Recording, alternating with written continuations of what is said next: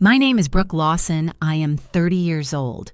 12 years ago, my older sister framed me by planting forged documents and spreading vicious rumors that I had been embezzling from our family's small accounting firm, completely shattering my reputation in our tight-knit Sacramento community and getting me publicly disowned at a church fundraiser where everyone I knew was watching. But right now, I am standing frozen in the middle of a packed community center auditorium during the annual Sacramento Business Women's Award luncheon, my phone blowing up with notifications as her latest viral social media post recirculates those exact old lies with new doctored screenshots. My boss is 2 tables away looking horrified, and my fiancé Derek is gripping my hand like he might bolt any second. Everything I built is collapsing in real time, and I can feel the whispers starting. Yet deep down, I know this time, I am done letting her destroy me without consequences, no matter how much it costs. If you have ever had a sibling turn your entire life into their personal smear campaign, hit that like button and tell me in the comments what your family did to you. I read every single one, and it helps me know I am not alone in this. The whole nightmare started flashing back the second I saw the giant projection screen behind the podium light up with my sister's face. The MC had been mid-sentence praising local women who overcame family hardships when her pre-recorded video began playing without warning. There she was, my older sister Natalie, looking polished in her tailored blazer voice, dripping with that fake concern she had perfected over the years. She claimed she had just discovered new proof that I, her own little sister, had been siphoning money from our late mother's estate account, even after the original scandal was supposedly put to bed. The crowd of 250 guests went dead silent. My stomach dropped like I had stepped off a ledge. I had spent the last 12 years rebuilding from the ashes she created when I was 18, clawing my way into a solid customer success role at a midtown tech startup here in Sacramento, paying my own bills, keeping my head down. And now, in one 3-minute clip, she was trying to light it all on fire again. I could not even process how she had gotten the video inserted into the program until later, when I learned my father's new wife, Veronica, had helped her slip it to the event planner as a supposed family tribute.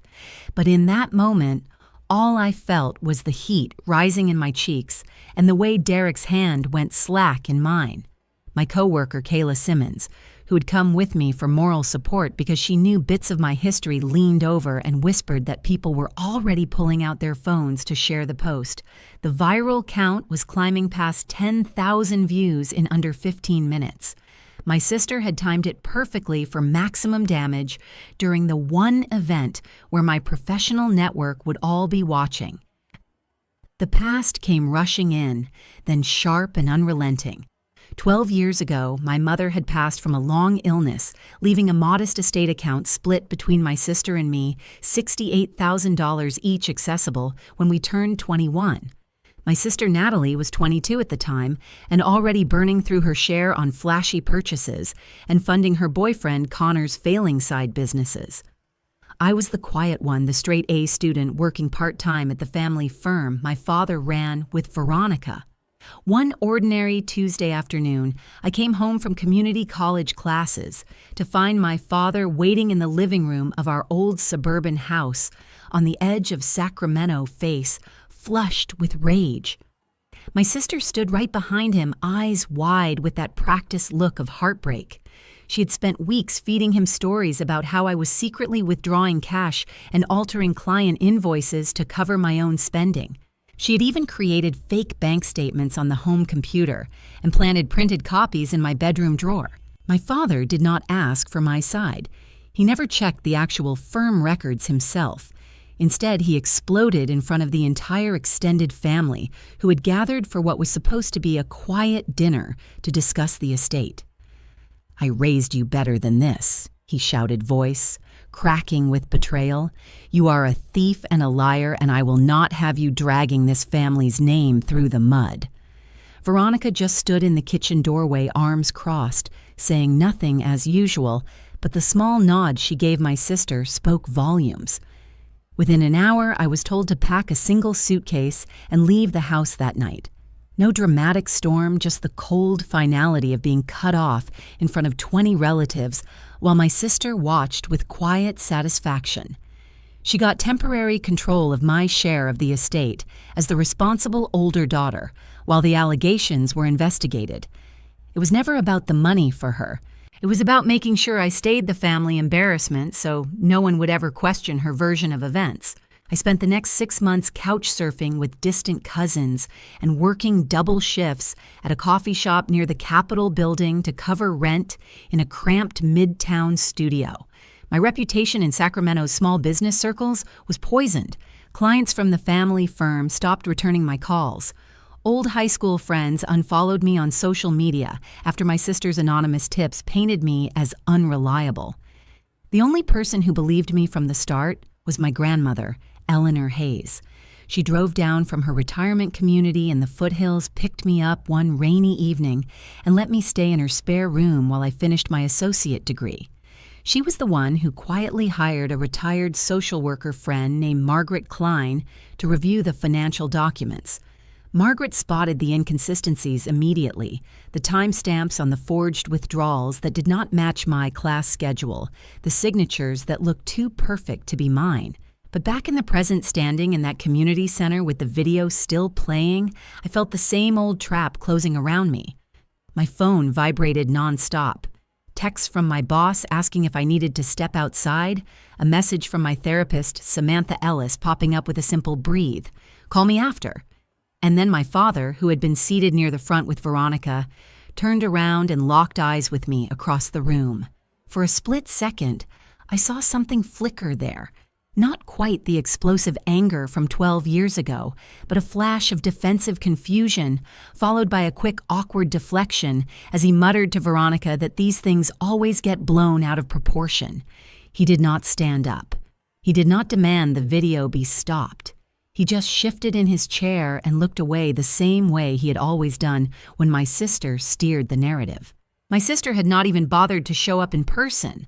That was her new style, strike from a distance and let the internet do the rest.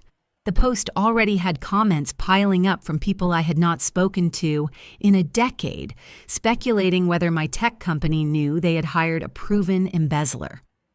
Kayla squeezed my arm and whispered that we should leave before security got involved, but I could not move. Derek leaned in, voice low. "Brooke, is any of this true?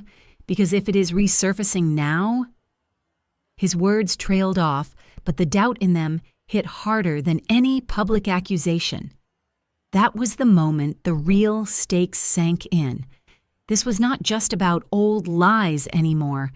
This was about whether the life I had scraped together, the promotion I was up for next month, the engagement ring on my finger would survive my sister's latest campaign to keep me small. I finally forced my feet to move, weaving through the tables, while heads turned and murmurs followed. Outside in the parking lot, the California sun felt too bright, almost mocking. My sister had chosen reputation destruction again because it worked the first time. She knew exactly which buttons to push, how to make it look like she was the concerned older sibling just trying to protect the family name. But this time, there were new players in the game. Margaret Klein, now working as a private financial consultant, had stayed in touch all these years. Teresa Ruiz, the investigator who had helped clear my name quietly back then through a civil review, still kept copies of the original documents. And my lawyer, Alexander Vance, had warned me months ago that my sister might try something like this once the last of the estate funds finally transferred to me at age 30. I climbed into my car with Kayla riding shotgun and Derek following in his truck. The three of us drove straight to a quiet cafe a few blocks from my midtown apartment, the kind of place with strong coffee and private booths. Over the next hour, I laid out the full history for Derek, voice steady, even though my hands shook. Kayla backed me up with details she had heard from me over late-night work, happy hours. But the longer I talked, the more I saw the crack forming in Derek's expression. He kept checking his phone, scrolling through the comments on my sister's post. "This is blowing up, Brooke," he said finally. "My family is already texting me, asking if they should be worried about our wedding plans. It was the first time I realized how far her reach could extend this time, not just into my job, but into the future I thought I had secured. By the time we left the cafe, the post had hit 50,000 views. My boss had left a voicemail asking me to come in early the next morning for a conversation. My grandmother Eleanor texted that she was driving down from the foothills and would meet me at my apartment later. I knew I had allies, but the damage was already spreading like wildfire through Sacramento's interconnected circles. My sister had not just accused me, she had tagged the family firm, my company's public page, and even the community center's event hashtag. It was calculated, public, and vicious. And the worst part was the way my father had reacted, or rather, had not reacted, choosing once again to let her narrative stand while he offered only that half-hearted deflection. I spent that night on my couch staring at the ceiling, replaying every careful way I had rebuilt my life after the first betrayal. The late nights studying for my certification while living on ramen. The therapy sessions with Samantha Ellis, where I learned to stop waiting for my father to suddenly become the parent I needed. The slow climb at work where I earned every client referral through sheer reliability. Now it was all threatened again, and the person lighting the match was the same one who had done it 12 years earlier. My sister had never stopped seeing me as the obstacle to her version of the perfect family image. And this time, she had chosen the most public stage possible to remind everyone exactly who she thought I was. The next morning came too fast. I walked into the tech startup's open plan office in Midtown, feeling like every eye was on me. My boss pulled me into the glass conference room before I could even set my bag down. He was polite but direct. The viral post had already been forwarded to human resources by 2 different clients. He needed me to explain, preferably with documentation, before the company could decide on next steps. I showed him the old civil review summary that Teresa Ruiz had prepared years ago, the one that had cleared me completely and placed the discrepancies squarely on my sister's side of the family business dealings. He nodded, but the hesitation in his eyes told me the public perception was already doing its work. "We will investigate internally," he said, "but until then, it might be best if you work remotely." It was not a firing, not yet, but it was the first domino. That afternoon, my grandmother Eleanor arrived at my apartment with a folder thick with old bank statements and a determined glint in her eye. Margaret Klein joined us via video call from her home office across town, already digging into the new screenshots my sister had posted. They both confirmed what I suspected. The new evidence was the same recycled forgeries with updated dates. Teresa Ruiz agreed to review everything again pro bono, calling it a clear case of ongoing harassment. But as the 4 of us strategized in my living room, my phone lit up with a text from Derek. "We need to talk tonight." My parents saw the post and they are asking questions I cannot answer. The message landed like a weight on my chest.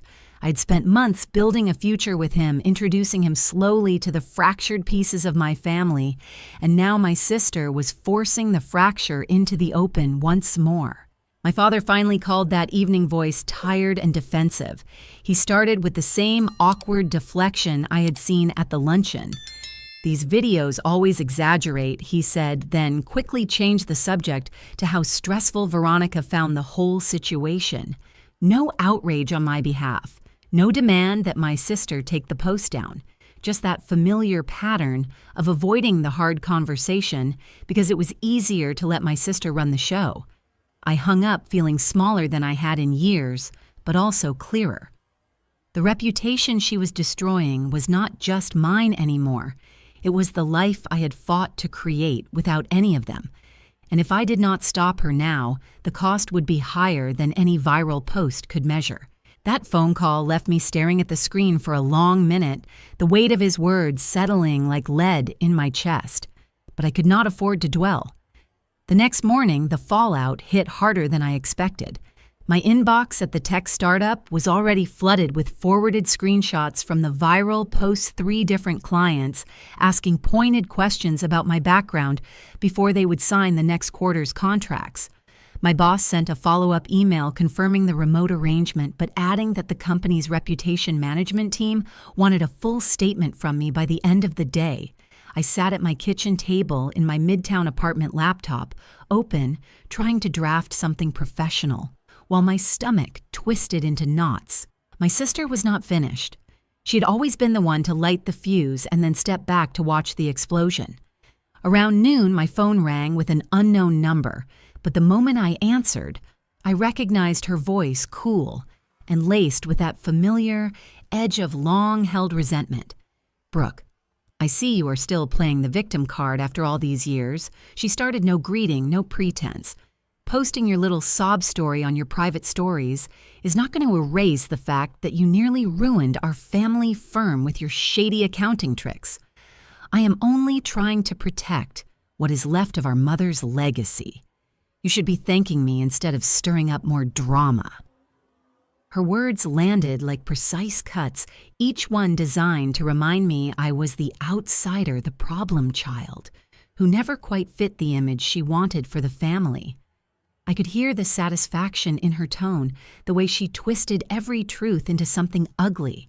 She had initiated this new wave the same way she had 12 years earlier, by making sure the public narrative painted her as the responsible older sister cleaning up my mess. I barely got 2 sentences out before she cut me off. "Do not bother denying it. The screenshots do not lie. And if your fancy tech job finds out the real story, well, that is on you. Some of us actually care about keeping the family name clean." She ended the call with a soft laugh that sent ice down my spine. Within minutes, another post went live on her account, this time tagging my company's official page directly and quoting part of our conversation out of context to make it sound like I had admitted something. The views jumped another 20,000 in the first hour. My coworker, Kayla Simmons, texted me immediately from the office. "Human Resources is getting calls. Hang in there, but this is getting ugly fast." The public exposure was spreading exactly as my sister intended, turning my professional life into the latest Sacramento gossip cycle.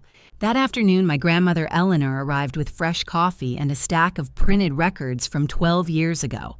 She had driven down from the foothills again, her silver hair pulled back tight, like she meant business. Margaret Klein joined on video from her consulting office across town, and Teresa Ruiz, the investigator who had quietly cleared my name the first time, dialed in from her home in the suburbs. Alexander Vance, my lawyer, had already reviewed the new screenshots and confirmed they were the same recycled forgeries with slightly altered dates. The 4 of us mapped out a plan over the next 2 hours. Teresa would prepare an updated civil statement for my boss. Margaret would reach out to the community center to demand the video be removed under harassment guidelines. Alexander advised filing a formal cease and desist that same day. For the first time in years, I felt like I had a real team behind me. People who saw through the reputation destruction my sister kept weaponizing. But the support could not stop the personal cracks from widening. Derek showed up at my apartment that evening, looking exhausted, his usual easy smile nowhere in sight. We sat on the couch while I showed him the cease and desist draft. He listened, but his eyes kept drifting to his phone, where notifications from his own family kept popping up. "My parents are worried this could affect the wedding guest list," he said finally, voice careful but strained. "They saw the new post and they are asking if there is any truth to the embezzlement claims. I told them it was old family drama, but they want details." The doubt in his tone was new, and it stung deeper than any viral comment. I had spent months proving to him that I was stable, reliable, nothing like the version my sister painted. Now her latest attack was forcing him to question everything, right? When we were supposed to be planning our future together. Before I could respond, my phone lit up with a call from my father. I answered on speaker so Derek could hear. This time, there was no deflection or awkward topic change. His voice came out in a sudden defensive outburst the moment I said hello. "Brooke, how dare you let this blow up again and drag the whole family into your mess?" He snapped, the frustration raw and immediate. Your sister is only trying to protect the estate account your mother left us, and now Veronica is fielding calls from half the old neighborhood asking if we are hiding something. This needs to stop before it costs us more than it already has." Then just as quickly, he pivoted hard. "Anyway, enough about that. How is the weather treating you up there in Midtown?" "We have been having these strange winds lately." The abrupt shift left me speechless. It was classic him exploding with blame toward me, first, then retreating to something neutral, because facing the real issue was too uncomfortable. Derek raised an eyebrow but stayed quiet. I ended the call feeling the familiar mix of anger and exhaustion, the knowledge that my father would always choose the path of least resistance, even when it meant leaving me exposed. The following day, the rapid collapse accelerated. My boss called me in for an emergency video meeting. The company had received 4 more client inquiries about the posts, and the internal reputation team had flagged potential brand risk. He was sympathetic, but clear. "We are not firing you, Brooke, but we need you to take 2 weeks of paid administrative leave while we sort this out. It is just until the noise dies down." 2 weeks felt like a polite way of saying they were waiting to see if the scandal would stick. I agreed, voice steady, but inside I felt the ground shifting under the career I had built from nothing after my sister first ruined my name at 18. Kayla texted right after to say she had overheard 2 managers whispering about whether the drama would affect the upcoming promotion cycle I had been eyeing for months. My sister sensed the weakness and pounced again. Another post appeared that evening this time, including a screenshot of an old family email she had twisted to look like proof of my guilt. She tagged me directly and wrote a caption dripping with sarcasm. "Some people never change no matter how many times the family tries to help them," praying for my sister to finally take accountability. The comments exploded with people from our old church group and former firm clients piling on. The reach hit 100,000 views by midnight. Teresa Ruiz called me at 10 that night with a small victory. She had secured a temporary takedown order on the community center video from the original luncheon, but the damage from the new posts was already done.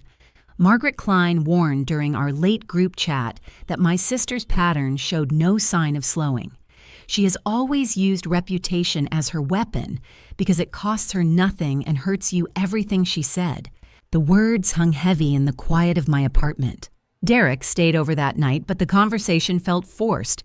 He kept checking his phone, and when I asked what his parents had said, he admitted they were suggesting we postpone the wedding announcement until things settled. "I am not saying I believe her," he added quickly, "but this is a lot to navigate." The doubt was there, unspoken but growing, and it made the walls of my apartment feel smaller.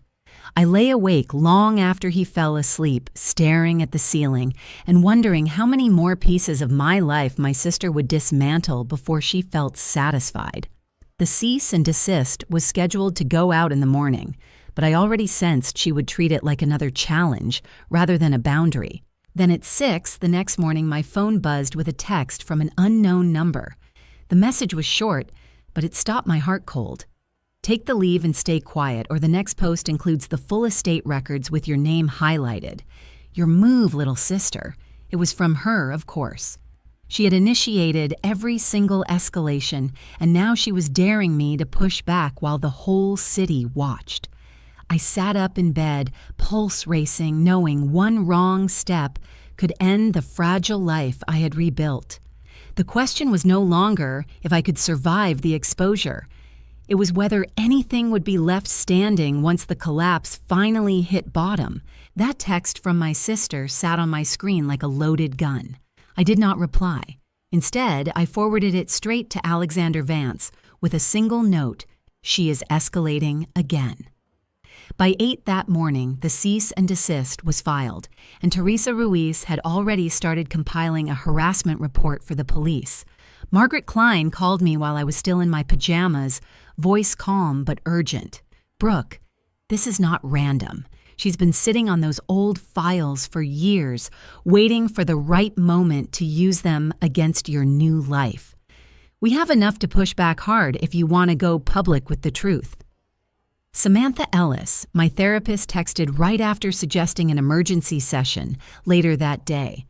Kayla Simmons even offered to come over on her lunch break from the office, bringing takeout and moral support. For a brief moment, I felt surrounded by people who actually saw me. But the rapid collapse kept accelerating. My boss, Greg Harlan, called me at 9:30, his tone flat and professional. The company had received another wave of client cancellations tied directly to the viral posts. "We are going to need you to step back from all client-facing work indefinitely," he said. "The board is concerned about brand risk. This is not a reflection on your performance, but we cannot ignore the optics right now." It was not a firing yet, it felt like one. I had spent 8 years proving myself at that midtown tech startup, turning around difficult accounts and earning every promotion the hard way. Now my sister's reputation destruction was stripping it away in real time, and there was nothing I could do except nod and agree to the terms. That afternoon, my sister called again, this time from a number I did not recognize. I answered on speaker so Derek and my grandmother, Eleanor Hayes, could hear. Her voice came through sharp and laced with cold contempt. "Brooke, I warned you. The next post is ready to drop unless you drop this ridiculous legal nonsense and publicly apologize for dragging the family through the mud again. You have always been the weak link, the one who could not handle responsibility. I am only doing what our mother would have wanted, protecting what is left of her legacy from your mistakes."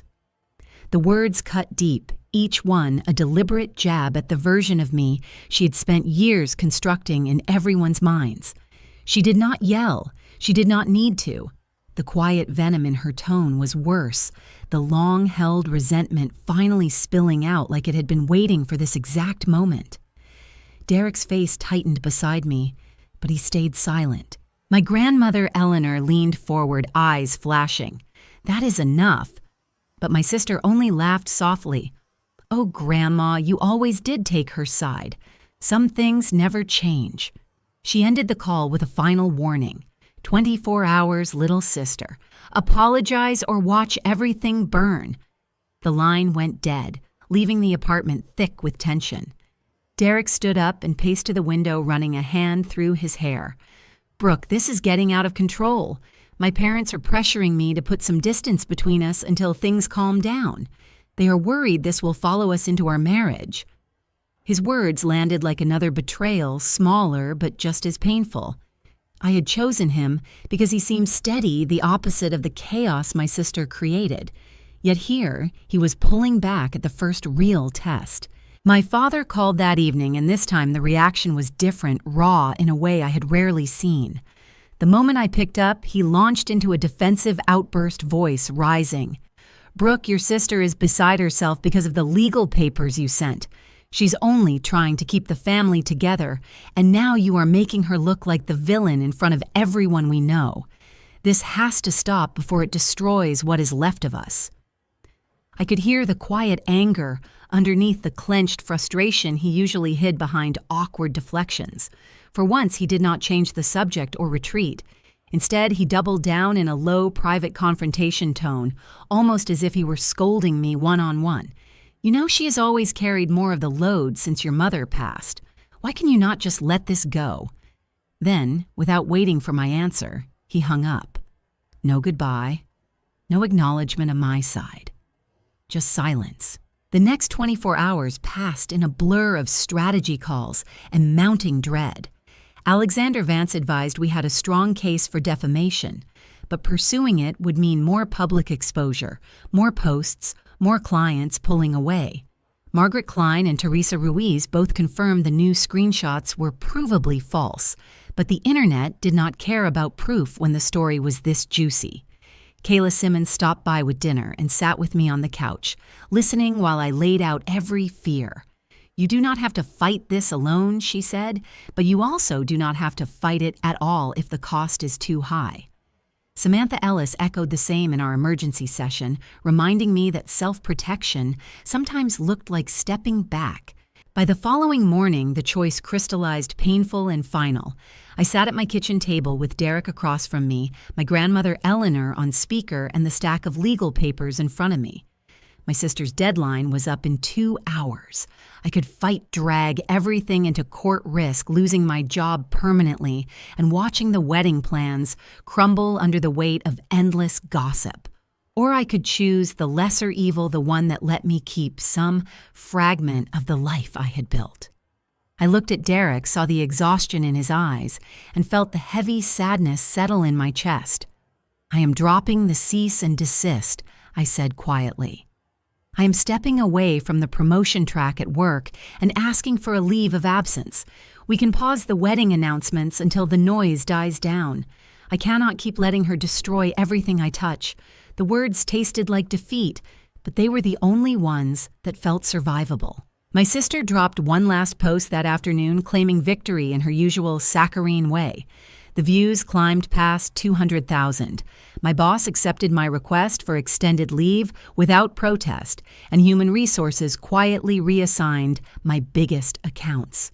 Derek hugged me tightly but did not argue when I suggested we tell his parents we were slowing things down. My father sent a single text the next day, something neutral about hoping things settled, no apology, no real acknowledgement. My grandmother, Eleanor, tried to talk me out of it, but even she saw the exhaustion in my face. "Sometimes surviving is the only win we get," she said gently. I chose myself the only way I could in that moment by refusing to play her game any longer. Yet the cost sat heavy on me. The job I had fought for was on hold, possibly forever. The future with Derek felt fragile and uncertain. The reputation my sister had spent 12 years chipping away at was damaged again, and this time I had handed her the final blow by walking away. She remained untouched still, the polished older sister in everyone's eyes, still in control of the family narrative.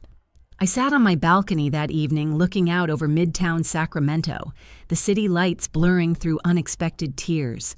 I had survived the storm 12 years ago only to walk into another one of her making. This time I had chosen to step out of it, but the loneliness that followed felt like the real price. Some fights you do not win. You just decide what you are willing to lose so you can keep breathing.